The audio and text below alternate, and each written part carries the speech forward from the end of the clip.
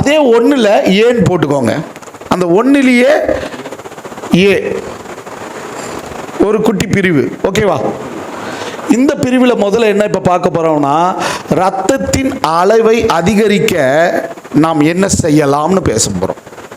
உங்கள் உடம்புல இருக்கிற ரத்தம் இருக்கு இல்லையா, அந்த ரத்தத்தை அதிகரிக்க என்ன பண்ணணும், என்ன பண்ணலாம் அப்படின்னா என்ன பண்ணலாம் சொல்லுங்களேன். என்ன பண்ணலாம்?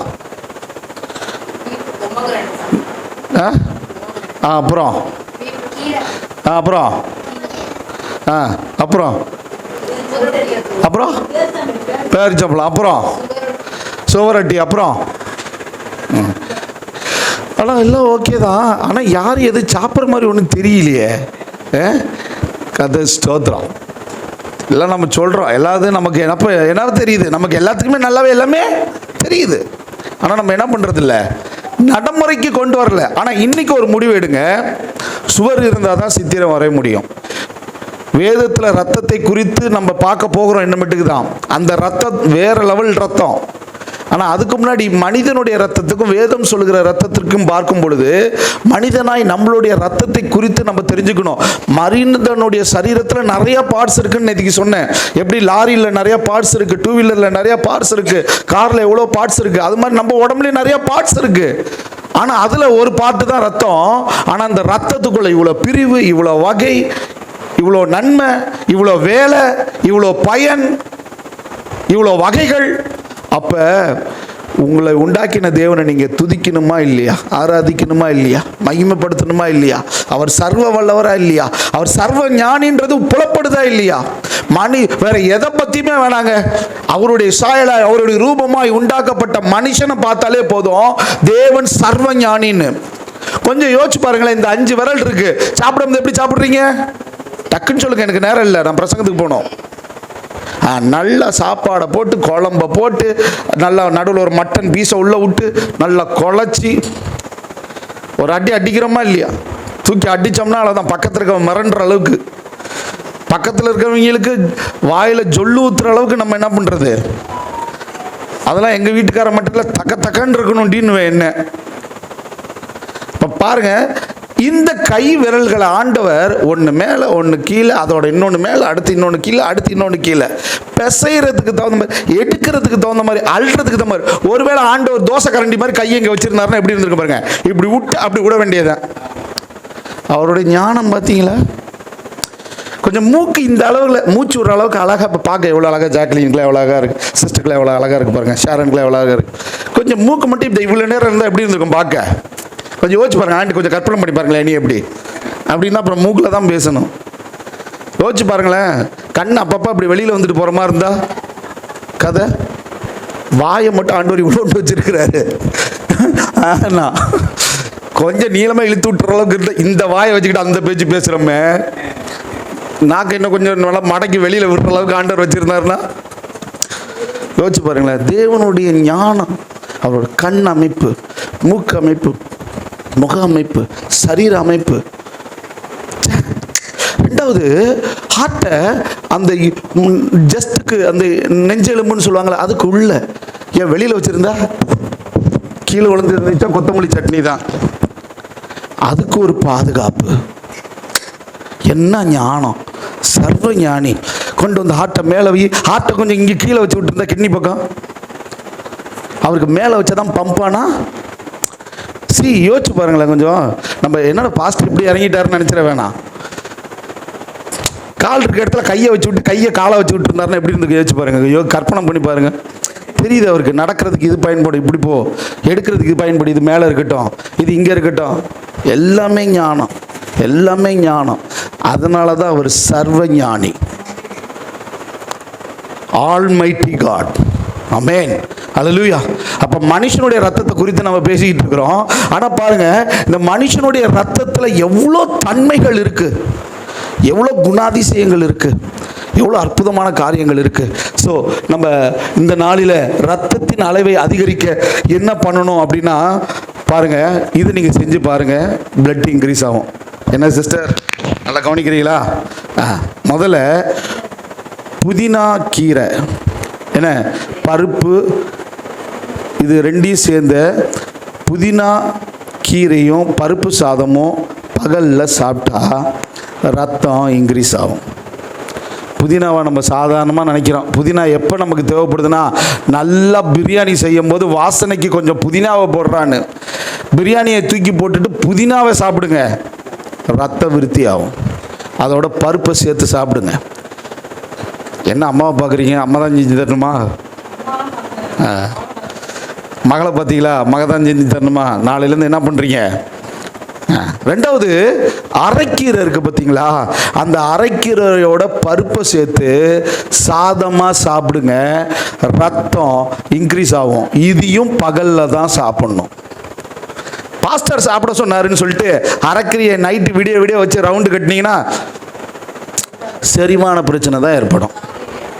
இது எல்லாமே காலையில் சாப்பிட்றது. பொதுவாகவே கீரையை சாயந்தரத்துக்கு மேலே சாப்பிடக்கூடாது. மிச்சப்படுத்தி நான் சாப்பிட்றேன், நைட் உட்காந்து கீரையை சாப்பிட்டுட்டு இருக்கிறதெல்லாம் என்னது? அது செரிமான பிரச்சனையில் கொண்டு வந்து விட்டுரும், அஜீரண கோளாறில் வந்து விட்டுரும். பாருங்களேன். அப்போ புதினா கீரையோட பருப்பை சேர்த்து சாப்பிட்டா பகலில் சாப்பிடுங்க, ரத்த விருத்தி. வெஜிடேரியன்லேயே இருக்குது. நம்ம நான்வெஜ்லாம் அடுத்தது. வெஜிடேரியனில் இல்லாத தன்மை நான் வெஜிடேரியனில் அப்படி ஸ்பெஷல் இல்லை. ஆமென், அல்லேலூயா. அவ்வளோ நன்மையை ஆண்டவர் வச்சுருக்காரு வெஜிடேரியனில். நமக்கு தான் வெஜிடேரியனாலே முகம் சுழிஞ்சிரும், வெஜிடேரியனை கண்டாலே நமக்கு என்ன ஆயிரும்? அதெல்லாம் எப்படி தான் சாப்பிட்றாங்களோன்னு தோணுது. ஆமென். ஆனால் உண்மை என்னென்னா, வெஜிடேரியனில் அவ்வளோ நன்மைகள் இருக்குது. பாருங்கள், அரைக்கீரையும் பருப்பையும் கலந்து சாதமாக சாப்பிடலாம். அடுத்தது புதினா, அரைக்கீரை, பருப்பு, இது மூணையும் சேர்த்து கூட என்ன பண்ணலாம்? பகலில் சாப்பிட்ணும். அதாவது காலையில் இல்லாட்டி மதியானம். சாயந்தரத்துக்கு மேலே என்ன பண்ணக்கூடாது? சாப்பிடக்கூடாது. ஓகே, சரி. இந்த ரத்தம் அதிகரிக்க என்ன செய்யலான்னா, இந்த 3 காரியத்தை என்ன பண்ணலாம்? செய்யலாம். ஓகேவா? நான் நான்வெஜ் சாப்பிடணும் அப்படின்றதெல்லாம் செகண்டரி. ஓகேவா? நீங்கள் தாராளமாக சாப்பிடலாம். ஆனால் இது நமக்கு எளிமையாகவே எல்லா நாளும் வாங்கக்கூடிய கிடைக்கக்கூடிய ஒரு காரியம்தான். ஆமென். பட்ஜெட்டுக்குள்ளே உள்ள காரியம்தான். ஆமென். பாருங்கள், ஹீமோகுளோபினின் அளவை அதிகரிக்கணும், ரத்தத்தை இன்க்ரீஸ் பண்ணுறதுக்கு நீங்கள் புதினா கீரையை சாப்பிடுங்க, பருப்பை கலந்து அடுத்தது அரைக்கீரையை சாப்பிடுங்கன்னு சொன்னேன். அந்த பிளட்டில் இருக்கிற ஹீமோகுளோபினுடைய அளவு இன்க்ரீஸ் ஆகணும். பொதுவாக நமக்கு என்னென்னா, ரொம்ப இதாக இருக்குது, மயக்கமாக வருதுன்னா உடனே போய் ஹீமோகுளோபின் செக் பண்ணுவாங்க. அப்போ நம்ம என்ன நினச்சிக்கிறோம்? ரத்தத்தை போய் செக் பண்ணுன்னு சொல்கிறோம் அப்படின்னு நினச்சிக்கிறோம். ரத்தத்தில் உள்ளது தான் ஹீமோகுளோபின். ரத்த விருத்தி ஆகணும், அதே போல் ரத்தத்தில் இருக்கிற ஹீமோகுளோபினும் இன்க்ரீஸ் ஆகும். நான் சொன்னது எத்தனை பேருக்கு புரிஞ்சிச்சு? புரியல. பிளட் இன்க்ரீஸ் ஆகணும், அதோடு சேர்ந்து உங்கள் பிளட்டில் இருக்கிற ஹீமோகுளோபினும் இன்க்ரீஸ் ஆகணும். அப்போ இந்த ஹீமோகுளோபின் அளவை அதிகரிக்க என்ன பண்ணணும் அப்படின்னா, பாருங்கள், பீட்ரூட் சாப்பிடலாம். பீட்ரூட்டில் போலிக் அமிலம், நார்ச்சத்து மற்றும் பொட்டாசியம் உள்ளிட்ட சத்துக்கள் அதிகமாக பீட்ரூட்டில் தான் இருக்குது. யார் முன்னாடி பீட்ரூட் சாப்பிடணும்னு சொன்னது? Very good. நல்ல கரங்களை தட்டிடுவோமா? நமக்கு இந்த பீட்ரூட்டை பார்த்தா சாப்பாடோடு வச்சு சாப்பிட்றதுக்கு ஒரு சிலருக்கு பிடிக்காது. என்னென்னா, அது கொஞ்சம் இனிப்புத்தன்மை உள்ளது. ரெண்டாவது, கையை வச்சாலே சிவப்பாக இருக்கும், வாய் ஃபுல்லாக சிவப்பா லிப்டிக் போட்டு விட்ட மாதிரி ஆயிரும். என்ன, ஒரு சிலர் என்ன பண்ணுவாங்க, சாப்பாட்டுக்கு எப்படி இனிப்பை வச்சு திங்கிறது. அதே மாதிரி கேரட்டு ஒரு சிலர் சாப்பிட மாட்டாங்க. கேரட்டை கண்டாலே திரிப்பாங்க. பச்சையாக கூட கடிச்சு திம்பேன், ஆனால் சாப்பாட்டில் வச்சு என்ன பண்ண மாட்டேன். ஏன்னா அதுவும் என்ன ஆகும்? இனிக்கிற தன்மை உள்ளது. ஆனால் பீட்ரூட்டே டெய்லி ஒரு நாளைக்கு காலையில் நீங்கள் ஜூஸ் போட்டு குடிப்பீங்கன்னா உடம்புல அவ்வளோ ரத்தம் இன்க்ரீஸ் ஆகிறதுலேருந்து ஹீமோகுளோபின் அவ்வளோ இன்க்ரீஸ் ஆகும்.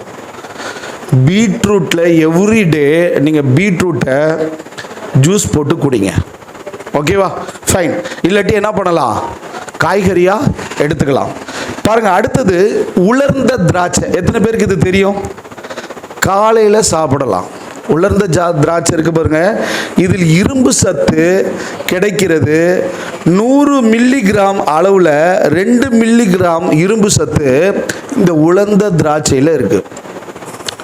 இரத்த சோகையா பிளட்டு இல்லையா, ஹியூமோகுளோபின் இல்லையா, பீட்ரூட்டு சாப்பிடுங்க. ரத்தம் இன்க்ரீஸ் ஆகிறதுக்கு கீரைகள் பருப்பியும் சேர்த்து சாப்பிடுங்க. 3வது உலர்ந்த திராட்சை சாப்பிடுங்க. இதெல்லாம் நைட்டு சொல்லலை, எதில்? பகல்ல சாப்பிடணும். ஆமென், அல்லேலூயா. 3வது யார் சொன்னது? பேரிச்சம்பழம். அக்கா நிறைய அடிச்சிருப்பாப்புலன்னு நினைக்கிறேன். பாருங்க, பேரிச்சம்பழம் சாப்பிட்டா பிளட் என்ன ஆகும்? ஹியூமோகுளோபின் இன்க்ரீஸ் ஆகும். ஆமென். அந்த பேரிச்சம்பழத்தில் என்ன இருக்குது அப்படின்னா, நார்ச்சத்து இருக்குது, இரும்பு சத்து இருக்குது, கால்சியம் போன்றதான முதன்மையான குணங்கள் நிறைந்த காரியங்கள் அதில் என்ன இருக்குது? பேரிச்சம்பழம். இந்த பேரிச்சம்பழம்னு சொல்லும்போது எனக்கு துபாய் தான் ஞாபகம் வருது. ஏன்னா இங்கே வந்து எப்படி இந்த மாங்காய் மரமோ கொய்யா மரமோ அதே மாதிரி இந்த பேரிச்சம்பழம்லாம் நான் கடையில் வாங்கி தின்னது கிடையாது. நான் மரத்திலே பிச்சு அடித்து விளையாண்டுருக்கேன். என்ன பண்ணுவோம், என் ஃப்ரெண்டை கூப்பிட்றதுக்கு இங்கேருந்து பிச்சு அடிப்பாங்க. பச்சை காயா சாப்பிட்ருக்கேன், செங்காயா சாப்பிட்ருக்கேன், பழமாயி சாப்பிட்ருக்கிறேன். பேரிச்சம்பழம் போர் அடிக்கும் போதெல்லாம் பிச்சு சாப்பிட்டுட்டு உட்காந்துருப்போம். ஏன்னா அந்த நாட்டில் பேரிச்சம்பழம் மரம் இயல்பாக காய்க்கக்கூடிய எல்லா இடங்கள்லையும் இருக்கக்கூடிய ஒரு மரம். நான் பொய் சொல்லலை, என் கம்பெனிலே பின்னாடி 3 கிடக்கும், அண்ணாமத்தா கிடக்கும். காலில் மிதிச்சிருக்கிறோம் மதிப்பு தெரியாமல். ஆனால் பேரிச்சம்பழத்தில் அவ்வளோ நன்மைகள் இருக்குது. ஆமென், அல்லேலூயா. பாருங்கள், நம்ம எதுவுமே இலவசமாக கிடைக்கும்போது என்ன பண்ண மாட்டோம், அதுக்கு பெரிய முக்கியத்துவத்தை கொடுக்க மாட்டோம். அதே இங்கே வந்து பேரிச்சம்பழத்துக்கு காசு கொடுத்தா அதை வாங்கி என்ன பண்ண வேண்டியது இருக்குது, புரியுதா? ஸோ காற்று உள்ளதும் போதே என்ன பண்ணிக்கணும். சரி, ரைட், ஓகே. பாருங்கள், அடுத்தது யார் மாதுளம்பழத்தை சொன்னது? நல்ல கரங்களை தட்டிடுவோமா? ஆண்டவர் அவர் மனுஷனை படைக்கிறதுக்கு முன்னாடியே என் தேவனுடைய குவாலிட்டி என்னன்னா, அவனுடைய தேவைகளை பூர்த்தி செஞ்சு வச்சுக்கிட்டு தான் அவனை படைச்சார். நம்ம பண்ணுற வேலையெல்லாம் என்ன பண்ணுவோம்னா, நம்ம எதை பண்ணாலும் நமக்கு என்ன வேணுமோ அதெல்லாம் ஆயத்தப்படுத்தி விட்டு நம்ம ஒரு காரியத்தை செய்ய மாட்டோம். நம்ம செய்கிறது என்னன்னா, என்ன தோணுதோ அதை செஞ்சிருவேன். அதுக்கப்புறம் தான் எனக்கு என்னென்னலாம் வேணுமோ அதெல்லாம் வாங்குவேன். ஆனால் ஒரு சரியான படைப்பு, ஒரு சரியான சிருஷ்டிப்பின் சாரம்சம் என்னன்னா, மனிதனுக்கு உணவு வேணும், உணவை பட. மனுஷன் வாழ காய்கறி வேணும், காய்கறியை பட. மனுஷன் வாழ காற்று வேணும், காற்றை உண்டாக்கு. மனுஷன் வாழ வெளிச்சம் வேணும், வெளிச்சத்தை உண்டாக்கு. மனுஷன் வாழ மிருக ஜீவன்கள் வேணும், மிருக ஜீவன்கள் வேணும். மனுஷன் வாழ்றதுக்கு என்ன மிருக ஜீவனம் வேணும்? நல்லா புரிஞ்சுக்கோங்க. நீங்களும் நானும் போய், இல்லை நம்ம முன்னோர்கள் போய் எந்த ஒரு விதையும் விதைக்கல, பறவைகள் சாப்பிட்டுட்டு எச்சம் போட்டது தான் அத்தனை மரமும். அப்போ மனிதனுடைய வாழ்வியலில் பறவைக்கு என்ன இருக்கு? பங்கு இருக்கு. அப்போ நல்லா புரிஞ்சுக்கணும், ஆண்டவர் மனுஷனை படைக்கும் போது ரொம்ப நேர்த்தியாய், ரொம்ப ஒழுங்காய், ரொம்ப கிரகமாய் அவனுக்கு தேவையான எல்லாத்தையும் படைச்சிட்டார். ஒன்னே ஒன்றை தவிர, அது என்னன்னு சொல்லுங்க.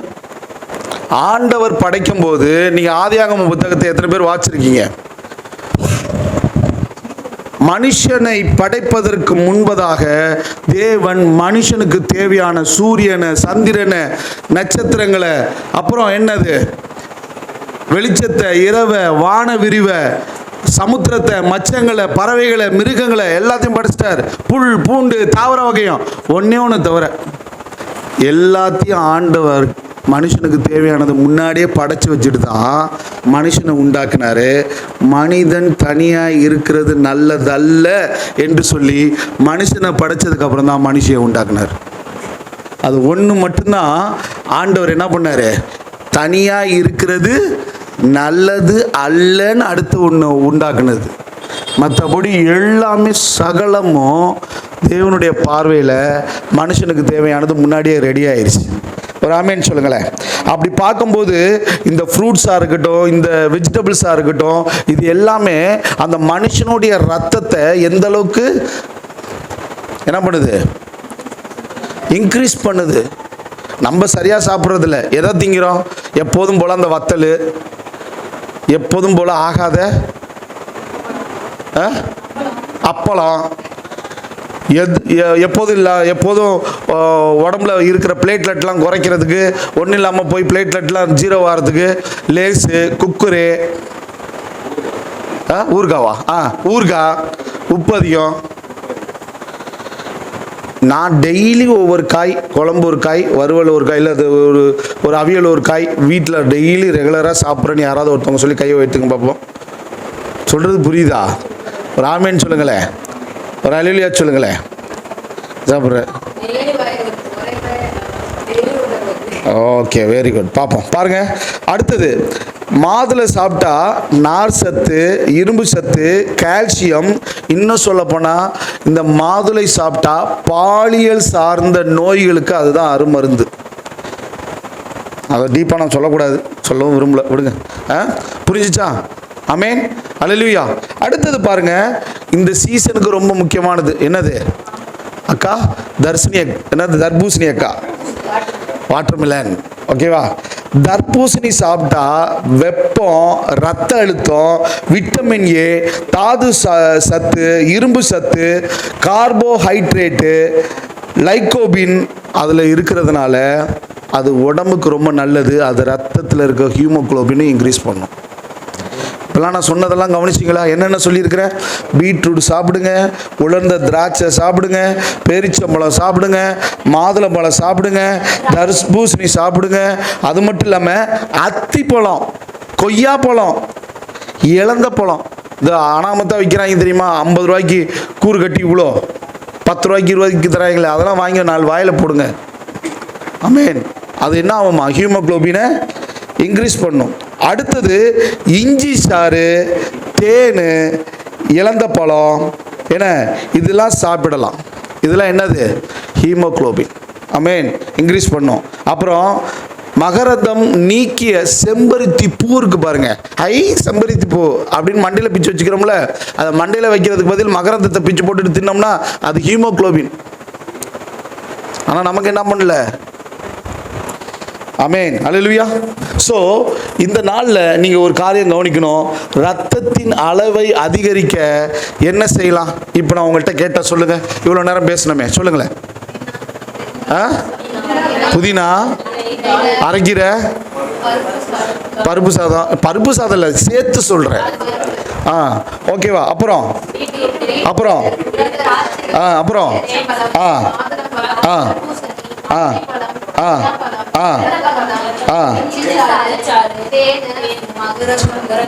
இதெல்லாம் ரெகுலராக உங்கள் உணவில் இருந்துச்சுனாலே உங்களுடைய ரத்தம் ஆட்டோமேட்டிக்காக அதிகரிக்கும், ஹீமோகுளோபின் அதிகரிக்கும். அம்மா, உங்களுக்கு ஏதாவது சந்தேகம் இருக்கா? ஏஐயில் போட்டு பார்க்கணுமா? Right, okay. கர்த்தருக்கு ஸ்தோத்திரம். ஆமென். சரி, ரைட். இப்போ விஷயத்துக்கு வருவோம். அடுத்து இந்த 1ல் B பார்ப்போம். ரத்தத்தின் தன்மை, பிளட்டோடைய தன்மை. இந்த பிளட்டோடைய தன்மைன்னு பார்க்கும்போது நான் வேகமாக போகிறேன் பாருங்க. குருதி என்பது சிவப்பு அணுக்கள் 96% நம்ம ரத்தத்தில் இருக்கான். என்ன அங்கு? நம்ம பிளட்ல, இந்த ரத்தத்தில் சிவப்பு அணுக்கள்னு ஒன்று இருக்கு, அது 96% இருக்கான். இது நமக்கு முதல்ல தெரியணும். ஆமென், அல்லேலூயா. சரி, ஓகே. அடுத்தது வெள்ளை அணுக்கள். சிவப்பணுக்கள்னு எப்படி ஒன்று இருக்கோ அதே போல வெள்ளை அணுக்கள்னு ஒன்று இருக்கு. இந்த வெள்ளை அணுக்கள் எப்படின்னா, இது 96%னா வெள்ளை அணுக்கள் வெறும் 3% தான். யோசிச்சு பாருங்களேன், ஆண்டவருடைய படைப்பை.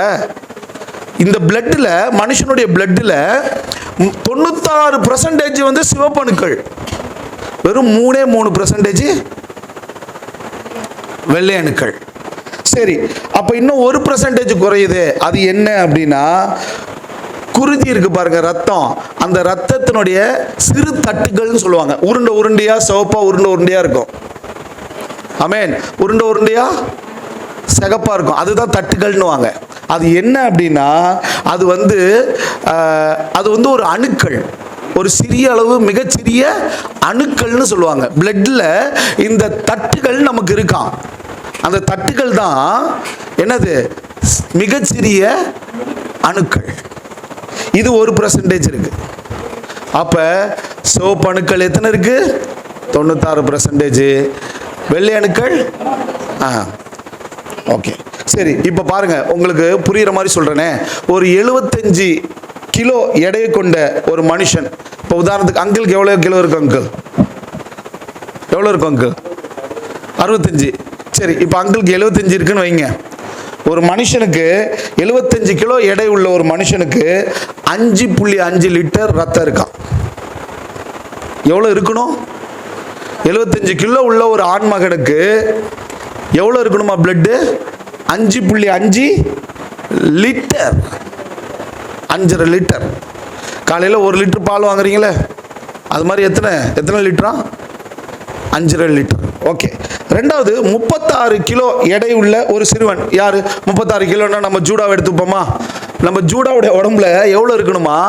3.5 லிட்டர்ஸ் இருக்கணுமா? 3.5 லிட்டர் இருக்கணுமா? 3.5 லிட்டர் இருக்கணும் ரத்தம். சரியா? சரி, ரைட். அடுத்தது, 4 கிலோ எடை உள்ள ஒரு சிறு குழந்தை.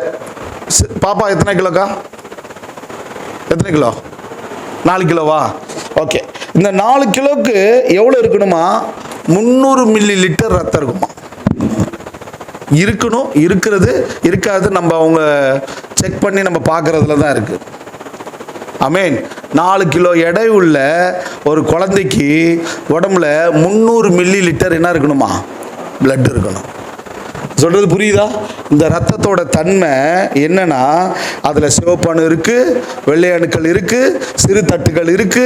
இதுல 96% சிவப்பணுக்கள் இருக்கு, வெள்ளை அணுக்கள் 3% இருக்கு. இது மட்டும் இல்லாம இத்தனை வயசு உள்ளவங்களுக்கு இவ்வளவு லிட்டர் இருக்கணும், இத்தனை வயசு உள்ளவங்களுக்கு இத்தனை லிட்டர் இருக்கணும், இந்த வெயிட் உள்ளவங்களுக்கு இந்த லிட்டர் இருக்கணும்னு ஒரு கணக்கு இருக்கு. பொதுவா நீங்க பார்க்க முடியும், சிறு குழந்தைகளுக்கு காயப்பட்டா என்னமா, சிறு பிள்ளைகளுக்கு காயப்பட்டா உடனே அவங்க பாருங்க, பிளட் வெளியே போனோன்னு டக்குன்னு மயங்கி விழுந்துருவாங்க. சின்ன பிள்ளைகளுக்கு அடிபட்டோன்னு உடனே மயங்கி விழுந்துடுறாங்க. தெரியுமா? அது ஏன் தெரியுமா? உடம்புல இருந்து பிளட் வெளியில போனா ஆட்டோமேட்டிக்கா அவங்க என்ன ஆயிடுவாங்க? மயக்க நிலைக்கு போயிடுவாங்க. அதான் உண்மை.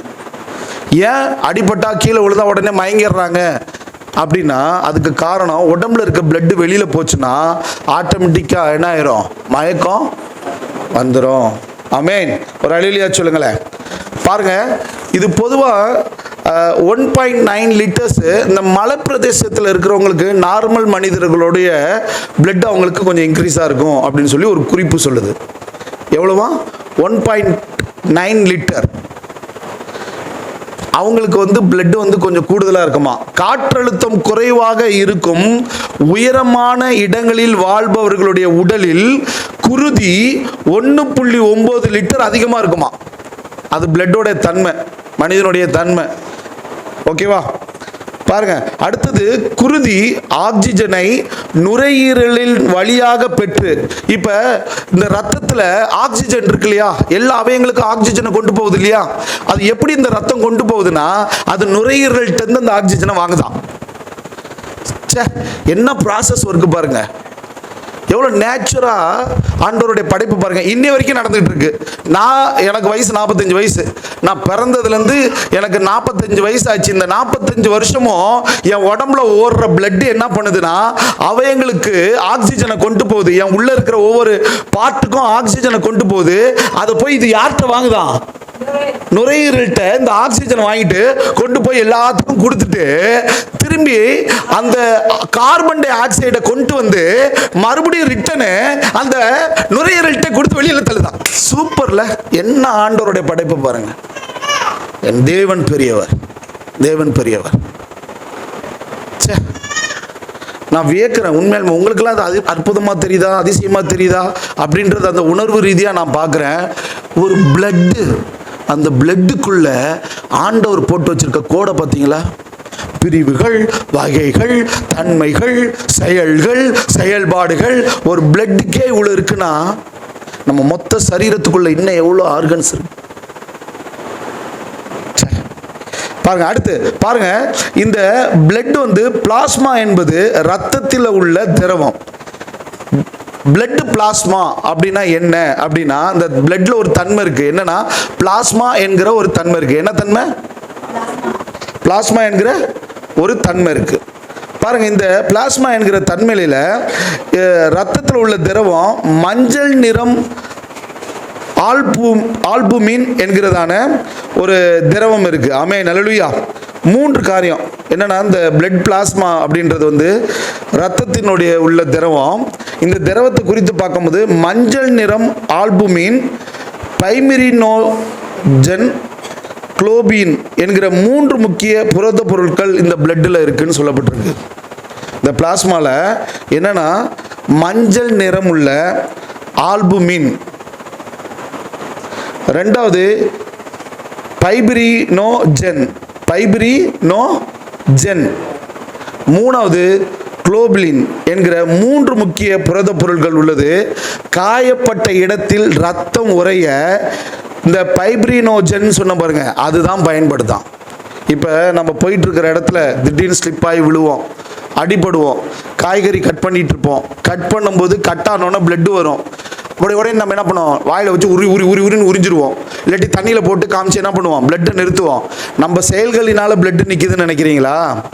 அந்த பிளட்டில் இந்த பிளாஸ்மா என்கிறதான திரவம் என்ன பண்ணுதுன்னா, அந்த பிளட்டை உறைய பண்ணுதான். அது உறைய பண்ணாமல் இருந்தால், அது வேலையை பார்க்காம இருந்தால், நீங்கள் எப்போ கட் பண்ணீங்களோ அப்பயே உங்கள் உடம்புலேருந்து இருக்கிற ரத்தெல்லாம் வெளியில் போய் செத்து போயிடுவீங்க.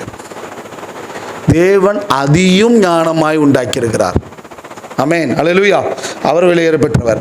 சிவப்பணு என்று சொல்லுவாங்க இல்லையா, அது 7 மைக்ரான் டயான்னு சொல்லுவாங்க. அதாவது மைக்ரான் என்பது ஒரு மில்லி லிட்டர் 1000ல் 1 பங்கு. எப்படியா, ஒரு மில்லி லிட்டர் இருக்கு பாருங்க, அதில் 1000ல் 1 பங்காம் சிவப்பணு. ஆமென், அல்லேலூயா. அதன் வாழ்நாள் 4 மாதம் மட்டும்தான். உங்க உடம்புல இருக்கிற சிவப்பணு இருக்கு பார்த்தீங்களா, இந்த சிவப்பணுன்னு சொன்ன பாருங்க 96%.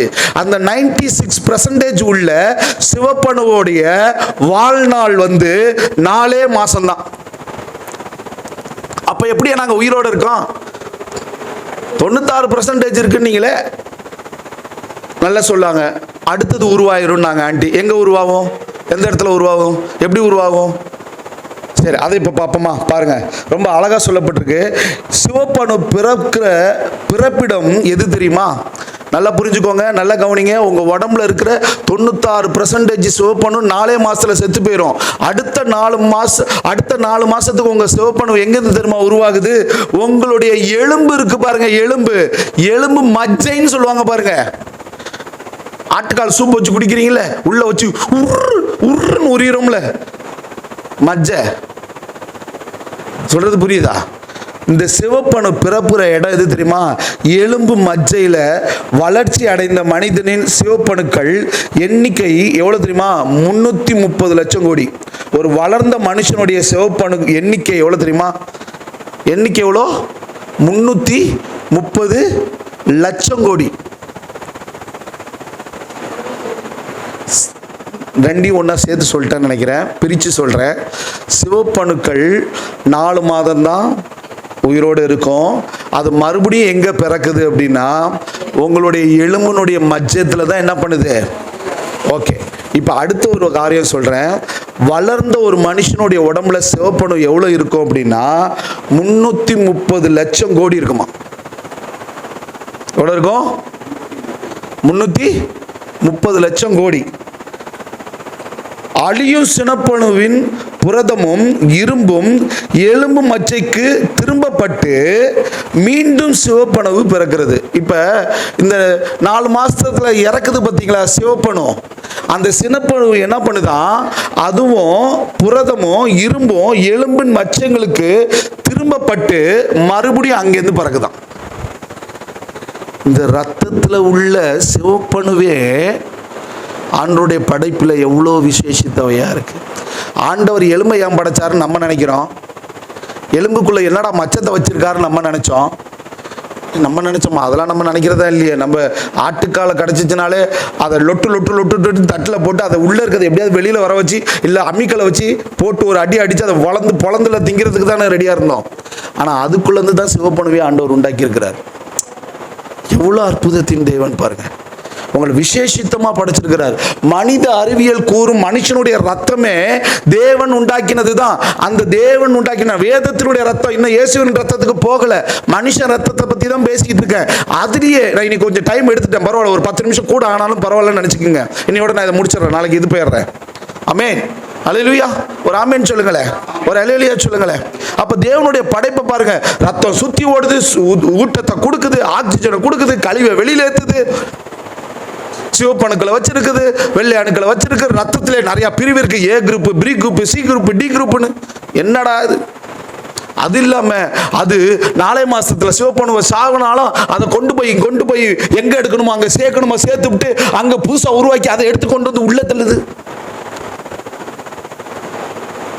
தேவன் அவர் அற்புதத்தின் தேவன். அவர் உண்மையிலுமே சொல்றேன், அவர் மகத்துவத்தின் தேவன்.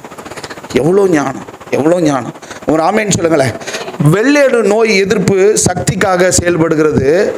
இந்த வெள்ளை அணுக்கள்னு சொல்றோம்ல, இப்போ ரெட் செல்ஸை பற்றி பேசிட்டு இருந்தோம். ஒயிட் செல்ஸ் இருக்கு பாருங்க. இந்த வெள்ளை அணு என்ன எதுக்கு பயன்படுது? நோய் எதிர்ப்பு சக்தி. இந்த வெள்ளை அணுக்கள் மட்டும் உங்க உடம்புல இல்லைன்னா என்ன நடக்கும் தெரியுமா? நீ வெளியிலே போக முடியாது, எல்லா டிசீஸும் உங்களுக்கு வரும். அவங்க ஒயிட் செல்ஸ் கம்மியாக இருக்குன்னு நினைக்கிறேன், அதனால தான் சிக்காயிடுறான்னு வாங்க தெரியுமா. வெள்ளை அணுக்கள் ரொம்ப அதிகமாகவும் இருக்கக்கூடாது, என்ன தெரியுமா பண்ணும்? அதுவும் டேஞ்சரு, அதுவும் டேஞ்சரு. கரெக்டாக தான் இருக்கணும், அது கம்மியாக தான் இருக்கணும். ஆமே, நல்லலுயா. பாருங்க, இந்த வெள்ளை அணுக்கள் எதிர்ப்பு சக்தியாக செயல்படுது. உடலில் போர் வீரனா என்ன பண்ணுதான்? பிளட்டுக்குள்ள இந்த வெள்ளை அணுக்களை ஆண்டவரை வச்சு வெளியிலேருந்து எந்த ஒரு வியாதியும் உங்க உடம்புக்குள்ள வந்துடாம இந்த வெள்ளை அணுக்கள் ரத்தத்தில் இருக்கிறதுனால அதுதான் ஃபைட்டே பண்ணுதான். எவ்வளோ பெரிய ஆர்மியை பிளட்ல வச்சிருக்கிறாரு பாருங்க, எவ்வளோ பெரிய மிலிட்ரியை ஆண்டவர் பிளட்ல வச்சிருக்காரு பாருங்க. நம்ம சாதாரணமாக நமக்குள்ள தெரிஞ்சது என்னது? ரத்த பொரியல் வாங்கினேன்னு வாங்கி என்ன பண்ணுறது? ஒரு வறுவலை போட்டு. ஆனால் அந்த பிளட்டுக்குள்ளே இவ்வளோ மேட்டர் இருக்குது. ஆமேன். வெள்ளை அணுக்கள் அதிகமாக காணப்படும் நியூட்ரோ பில்களோ எதிர்ப்பு சக்தியை வழங்குகிறது. பிளட்டில் இருக்கிற வெள்ளை செல்ஸில் இருக்கிற நியூட்ரோ பில்களோ என்னென்ன பண்ணுது? எதிர்ப்பு சக்தியை வழங்குது. ஆமேன், அல்லேலூயா. லிப்போசைட்டு, மோனோசைட்டு இரண்டும் வெள்ளை அணுவின் பகுதி பொருள்கள். ரத்தத்தில் நோய் உண்டாகும் கிருமிகளை இவையெல்லாம் அழிக்குது. சொல்றது புரிஞ்சுச்சா? ஒரு ஆமேன் சொல்லுங்களேன், ஒரு அல்லேலூயா சொல்லுங்களேன். ஸோ அப்போ இன்னைக்கு எது வரைக்கும் பார்த்துருக்குறோம்? என்னென்ன பார்த்துருக்குறோம்? ரத்தத்தின் அளவை அதிகரிக்க என்ன செய்யலாம்? ரத்தத்தில் குருதியின் தன்மை என்னன்னு பார்த்துருக்குறோம். ஜோம் பண்ணி இன்னைக்கு முடிச்சிடுவோம். அநேகமாக நாளைக்கு இதை என்ன பண்ணிடுறேன்,